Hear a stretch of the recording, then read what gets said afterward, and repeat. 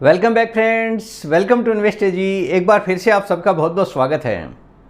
Friends, आज बाज़ार में तूफ़ानी तेज़ी देखी गई है।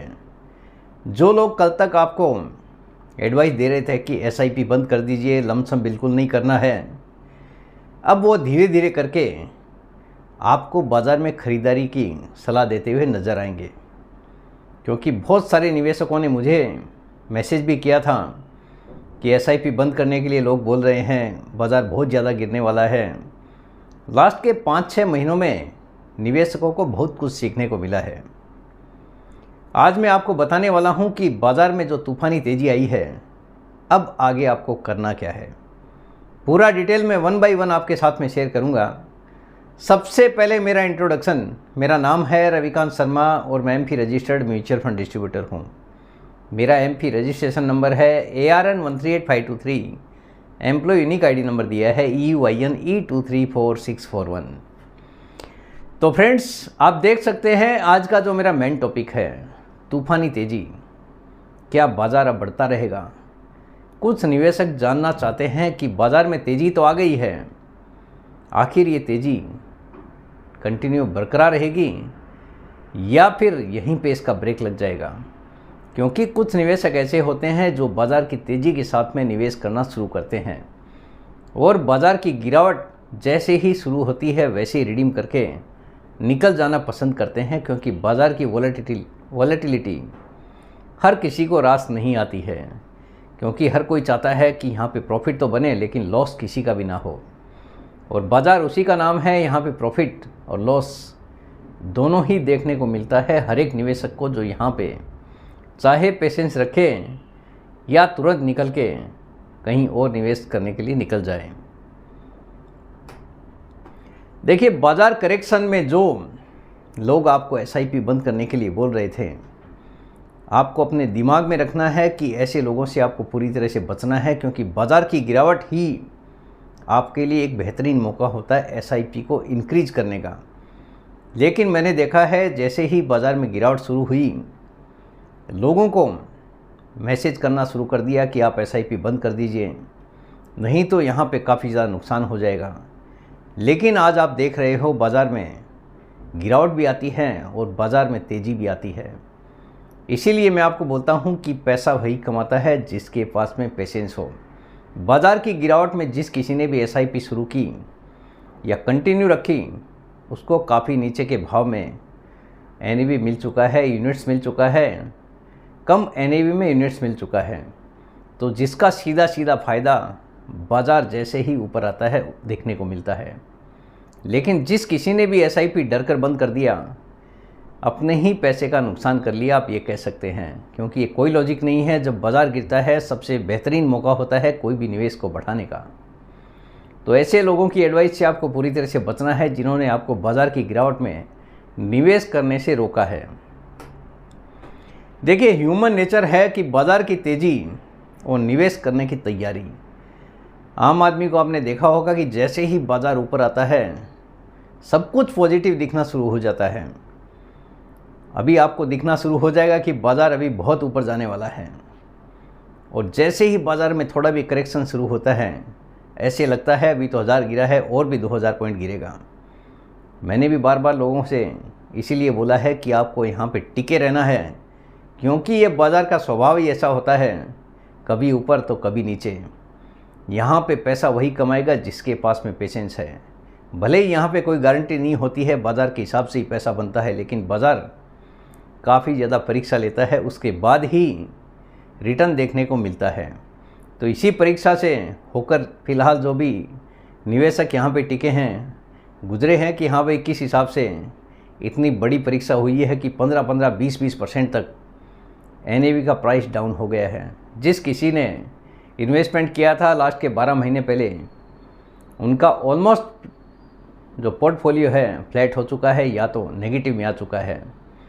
ऐसे समय में जिस किसी ने पेशेंस रखा है, मुझे उम्मीद है आने वाले समय में उनके लिए अच्छा खासा प्रॉफिट भी यहाँ पे जनरेट हो सकता है। लेकिन सब कुछ डिपेंड करेगा बाज़ार के ऊपर ही, बाज़ार के बिहेवियर पे, किस हिसाब से आगे बाज़ार काम करता है। तो ऐसे निवेशक बाज़ार में तैयारी करके बैठे हैं कि बाज़ार जैसे ही ऊपर आएगा हम भी निवेश करने के लिए आएंगे।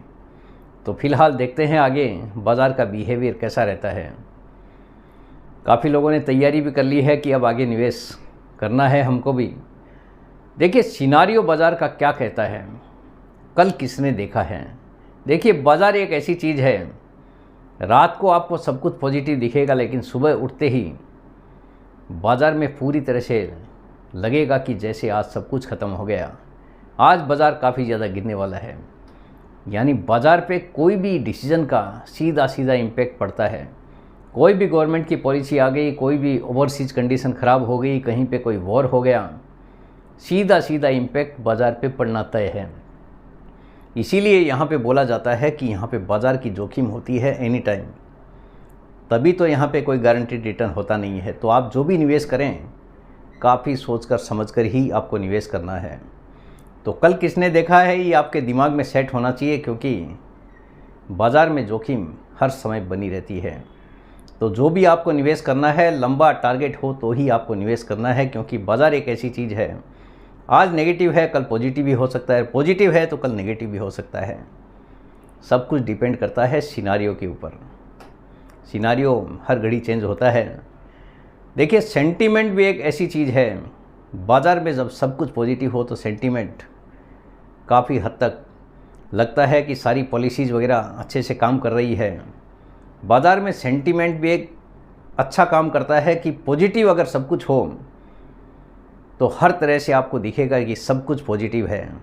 एक आम आदमी का बिहेवियर अगर आप देखोगे, किसी से भी आप बात करोगे तो आपको लगेगा कि बाज़ार काफ़ी ज़्यादा ऊपर जाने वाला है। लेकिन जैसे ही बाज़ार में नेगेटिव सेंटीमेंट हावी होता है और अगर आपने उस समय किसी से भी बात कर ली तो आपको एक ही एडवाइस मिलने वाली है कि पूरा माल बेच के निकल जाइए। यानी एक ह्यूमन नेचर है, आदमी का सेंटीमेंट घड़ी घड़ी चेंज होता है बाज़ार के हिसाब से ही। कोई भी पॉलिसी अगर वर्ल्ड वाइड आती है, अमेरिका ने अगर कोई पॉलिसी चेंज कर दी, फिलहाल आप देख रहे हैं कि टैरिफ वॉर चालू है, कोई भी न्यूज़ अगर नेगेटिव आ जाती है तो बाज़ार गिर जाता है, थोड़ी भी अगर पॉजिटिविटी दिखती है तो बाज़ार बढ़ जाता है।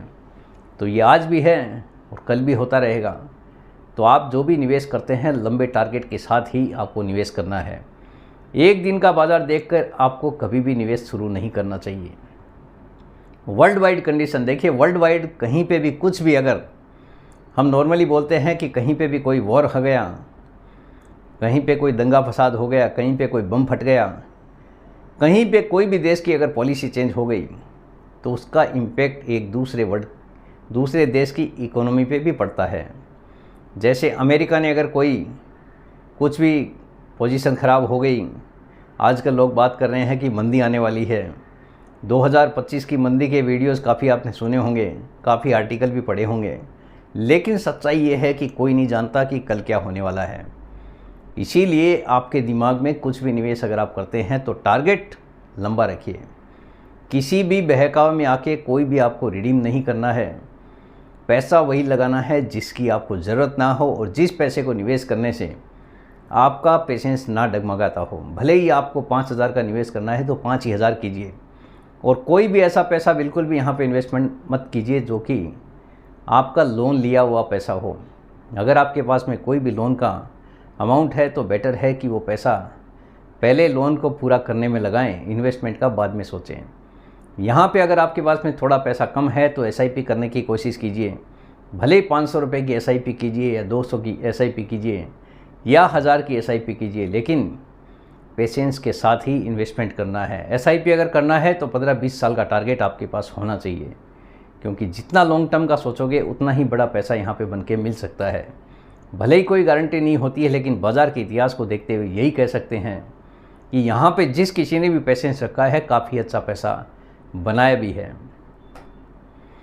पेशेंस हर किसी के लिए ज़रूरी है। लॉन्ग टर्म का इन्वेस्टमेंट आपका होना चाहिए, शॉर्ट टर्म का कोई भी नहीं, क्योंकि आज बाज़ार अच्छा है, कल अगर कोई भी नेगेटिव न्यूज़ आ जाती है तो बाज़ार गिर भी सकता है। इसीलिए अगर आप कुछ भी पैसा लगाते हैं तो टारगेट हमेशा लंबा होना चाहिए।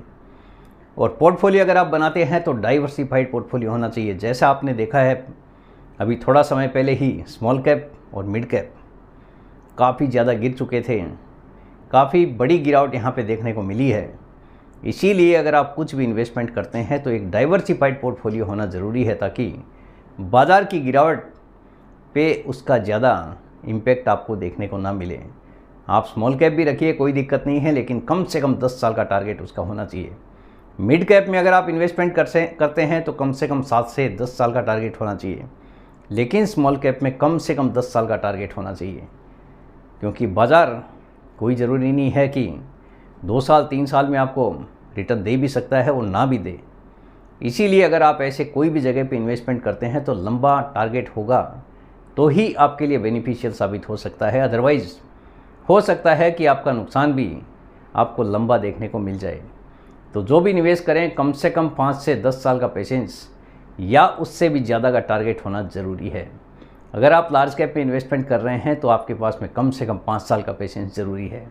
मिड कैप में 7 से लेकर 10 साल और स्मॉल कैप में 10 साल या उससे ज़्यादा का पेशेंस ज़रूरी है। बाकी जिसका जितना पेशेंस ज़्यादा है उतना ही बड़ा पोर्टफोलियो आपके लिए सही होगा।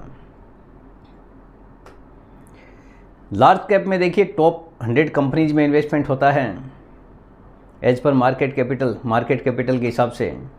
मिड कैप में 101 से लेकर 250 नंबर तक की जो कंपनी जाती है मार्केट कैपिटल के हिसाब से, वो मिड कैप में जानी जाती है। स्मॉल कैप में 251 नंबर की जो मार्केट कैपिटल के हिसाब से कंपनी है वो स्मॉल कैप में काउंट होती है। लेकिन अगर आपको सब कुछ एक ही फंड में चाहिए तो मल्टी एसेट फंड में गोल्ड में भी इन्वेस्टमेंट होता है, यानी काफ़ी डाइवर्सिफाइड पोर्टफोलियो अगर किसी को बनाना है तो मल्टी एसेट फंड की तरफ आप देख सकते हैं। यहाँ पे काफ़ी ज़्यादा डाइवर्सिफिकेशन होता है। यह फंड आपके निवेश को अलग अलग एसेट क्लासेज में फैलाता है, जिससे जोखिम कम होता है। यहाँ पे आप ओवरऑल देखोगे तो दूसरे फंड के मुकाबले डाइवर्सिफिकेशन काफ़ी ज़्यादा हो जाता है। संतुलन में आप देखिए, इक्विटी में उच्च रिटर्न, डेब्ट में और गोल्ड में स्थिरता और संतुलन प्रदान करता है। यहाँ पे डेट में भी इन्वेस्टमेंट होता है और गोल्ड में भी इन्वेस्टमेंट होता है। एक एसेट क्लास में कम से कम 10% का इन्वेस्टमेंट करना कंपलसरी है। कम जोखिम होती है अगर आप दूसरे फंड से कंपेयर करेंगे तो। यदि एक एसेट क्लास अच्छा प्रदर्शन नहीं करता तो दूसरे एसेट क्लास इसका असर कम कर सकते हैं। करंटली आप देख रहे हैं गोल्ड में काफ़ी अच्छा पैसा बन रहा है। फिलहाल इक्विटी में पैसा कम बना है, लेकिन गोल्ड ने उसकी भरपाई कर दी है। तो एक ऐसा फंड है जिसमें गोल्ड भी आ जाता है, इक्विटी भी आ जाता है, डेट भी आ जाता है। तो ऐसे फंड की तरफ आप देख सकते हैं ताकि गिरावट में आपको नुकसान कम देखने को मिले। लेकिन बाज़ार अगर अनस्टेबल हो जाता है तो गोल्ड के प्राइसेस काफ़ी तेज़ गति से ऊपर आते हुए दिखाई देते हैं। तो मल्टी एसेट फंड आपके लिए एक बेहतरीन विकल्प साबित हो सकता है लंबे टाइम के निवेश के लिए। नए निवेशक देखिए, हु कैन इन्वेस्टमेंट कौन कर सकता है? तो नया निवेशक कर सकता है जिसको कुछ भी नहीं पता है, तो मल्टी एसेट फंड में इन्वेस्टमेंट कर सकता है। यहाँ पे कोई किसी भी तरह की रिसर्च की ज़रूरत नहीं पड़ेगी आपको, और एक ही पोर्टफोलियो में आपको सब कुछ देखने को मिल जाएगा। यहाँ पे स्मॉल कैप भी आता है, मिड कैप भी आता है, लार्ज कैप भी आ जाता है, डेट फंड भी आ जाता है। एक तरह से आप बोल सकते हैं कि डेट में भी इन्वेस्टमेंट होता है, गोल्ड में भी इन्वेस्टमेंट हो जाता है। मध्यम जोखिम उठाने वाले निवेशक भी इन्वेस्टमेंट कर सकते हैं, लंबी अवधि के निवेशक इन्वेस्टमेंट कर सकते हैं, और बाज़ार कितना भी अनस्टेबल हो उस समय पे भी आप यहाँ पे इन्वेस्टमेंट कर सकते हैं, जिससे हर एक एसेट क्लास में इन्वेस्टमेंट करने का फ़ायदा ये फंड आपको लंबे टाइम में प्रदान कर सकता है। कुछ एग्जाम्पल्स हैं आपके सामने कि मल्टी एसेट फंड कौन से हैं। ICICI prudential multi asset fund, ये फंड ने काफ़ी बड़ा पैसा बना के दिया है। जिस किसी का इन्वेस्टमेंट है, मेरे हिसाब से हर कोई खुश होगा कि किस हिसाब से इस फंड ने पैसा बना के दिया है। लेकिन पैसा बनाया उसी ने है जिसने बड़ा पेशेंस रखा है। HDFC का मल्टी एसेट फंड है, SBI का भी मल्टी एसेट फंड है, जिसके जो AMC पसंद आता है आप वहाँ पे इन्वेस्टमेंट कर सकते हैं। बैंक ऑफ इंडिया का भी मल्टी एसेट एलोकेशन फंड है, क्वांट का भी मल्टी एसेट फंड है। बाकी बहुत सारी AMC के पास में ऐसे फंड हैं, जिसको जो AMC का प्लान पसंद आता है आप वहाँ पे इन्वेस्टमेंट कर सकते हैं। ये खाली मैंने नाम दिए हैं कि कौन सी AMC मल्टी एसेट फंड रखा है, कौन सी AMC ने रखा है। तो जस्ट एग्जांपल के लिए 5 फंड मैंने रखे हैं, बाकी बहुत सारी AMC ऐसी है जिनके पास में मल्टी एसेट फंड है। जो AMC आपको पसंद आती है आप वहाँ पे इन्वेस्टमेंट कर सकते हैं। यहाँ पे मेरा ऐसा कोई रिकमेंडेशन जैसा कुछ नहीं है। आप कोई भी अगर निवेश करते हैं तो आपका निवेश आपकी जोखिम की क्षमता के हिसाब से होना चाहिए, चाहे आप स्मॉल कैप में इन्वेस्टमेंट करें, मिड कैप में इन्वेस्टमेंट करें या फिर लार्ज कैप में इन्वेस्टमेंट करें, यानी जिसकी जितनी रिस्क लेने की कैपेसिटी है आपका निवेश उसी के हिसाब से होना चाहिए। तो फ्रेंड्स, उम्मीद करता हूँ आपको आज का ये वीडियो पसंद आ गया होगा। वीडियो अगर पसंद आ गया, वीडियो को लाइक करना, शेयर करना बिल्कुल मत भूलिए। बेल आइकन पे ज़रूर क्लिक करके रखिए, चैनल को ज़रूर सब्सक्राइब कीजिए। जितने ज़्यादा लोगों के साथ में हो सके शेयर कीजिए ताकि हर किसी को इसका बेनिफिट मिल सके। Thank you very much friends, thanks for watching this video.